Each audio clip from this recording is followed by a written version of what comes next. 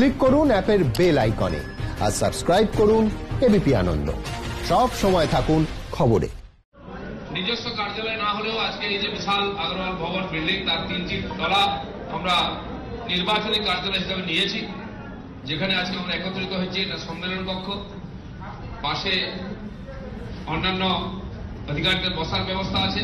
এটা 4 তলা, 7 এবং 8 তলাতেও পুরো কার্যালয় আমাদের আছে, যেখানে প্রেস কনফারেন্সের জায়গা, বৈঠকের জায়গা, আলাদা নেতৃত্বের বসার জায়গা, বিশ্রামেরও জায়গা আছে। কিছু কিছু বিস্তারকদের থাকার টেম্পোরারি ব্যবস্থাও আছে।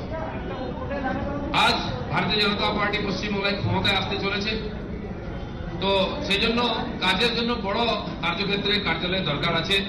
তাই আমরা ভাড়ায় নিয়ে কার্যালয় তৈরি করছি। যে 9টি কার্যালয় হবে উদ্বোধন, তার মধ্যে 8টি বিভিন্ন জেলাতে জমি নিয়ে আমরা কার্যালয় তৈরি করেছি। বর্ধমান, বারুইপুর, একাধিক জেলাতে সুন্দর কার্যালয় তৈরি হয়েছে নিজস্ব সমস্ত ব্যবস্থা সহ। প্রায় 18টা জেলাতে আমাদের কার্যালয়ের কাজ চলছে, নবনির্মাণ হচ্ছে। আর প্রায় 25-30টা জায়গায় আমাদের জমি কেনা হয়ে গেছে। তো সেই কার্যালয় পার্টির বিস্তারের সঙ্গে সঙ্গে কার্যালয়ের প্রয়োজন পড়েছে। এখন তো একাধিক কার্যালয় দরকার বিধানসভাতে, তার জন্য ভাড়াও নেওয়া হচ্ছে। প্রায় 350 যুবক সম্পূর্ণ সময় দিয়ে কাজ করার জন্য বিস্তার গ্রুপে বেরিয়েছেন। গত লোকসভা বিধানসভাতে তারা বেরিয়েছিলেন, তার ফল আমরা পেয়েছি। তাদের অক্লান্ত পরিশ্রমেতে পার্টি এগোচ্ছে। তাদের থাকা খাওয়ার ব্যবস্থাও আমাদের করতে হচ্ছে। যে যুবকরা পার্টির জন্য নিজের জীবনের মূল্যবান সময় দিচ্ছেন, সেই কার্যালয়ে তাদের জন্য থাকা, কাজের জায়গাও ব্যবস্থা তৈরি করতে হচ্ছে। তো সারা পশ্চিমবঙ্গ জুড়ে একসঙ্গে 9টা কার্যালয় উদ্বোধন, এটা আমাদের কাছে একটা গৌরবের ব্যাপার, রেকর্ডের ব্যাপার।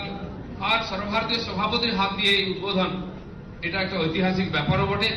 কার্যালয়কে ঠিকঠাক করার জন্য আমাদের কর্মীরা নিরন্তর পরিশ্রম করে চলেছেন, পার্টির বিস্তারের জন্য পরিশ্রম করে চলেছেন।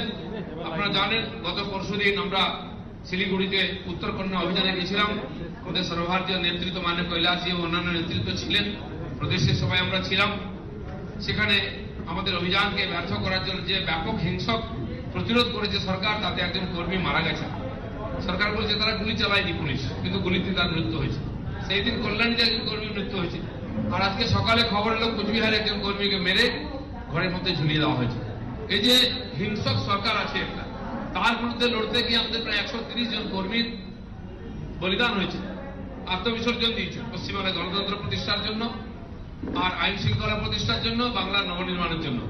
এই ভয়ঙ্কর পরিস্থিতির মধ্যে কর্মীরা লড়াই করতে করতে ঘাম ঝরাচ্ছেন, রক্ত ঝরাচ্ছেন, প্রাণ বলিদান দিচ্ছেন। তার পরিণামস্বরূপ পার্টি আজকে গ্রামে গ্রামে পৌঁছেছে।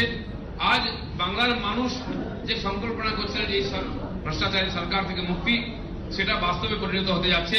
তার জন্য যেমন আমাদের এখানে বুথ থেকে প্রদেশ স্তরের সমস্ত কর্মীরা পরিশ্রম করছেন, সর্বভারতীয় নেতৃত্ব সবসময় আমাদের কাছে থেকে আমাদের উৎসাহ এবং আশীর্বাদ দিয়ে এই কাজে সফলতার জন্য চেষ্টা আর সবসময় সঙ্গে থেকে সহযোগিতা করছেন। তাই মাননীয় নাড্ডাজি এসেছেন, আমি তাকে সমস্ত পশ্চিমবাংলার তরফ থেকে, সমস্ত কর্মীদের তরফ থেকে অন্তর দিয়ে অভিনন্দন এবং শ্রদ্ধা জানাচ্ছি। আমি আশা করব আগামী দিনেও সর্বভারতীয় পার্টির নেতৃত্বের সহযোগিতায়, আশীর্বাদে আমরা সেই সাফল্য পাবো, যেটার জন্য লক্ষ লক্ষ কর্মী পরিশ্রম করছেন। পশ্চিমবাংলায় ভারতীয় জনতা পার্টি সরকার হবে, পশ্চিমবাংলায় সুশাসন আসবে, সোনার বাংলা তৈরি হবে। এই আশা রেখে সবাইকে ধন্যবাদ। ভারত মাতা কি জয়।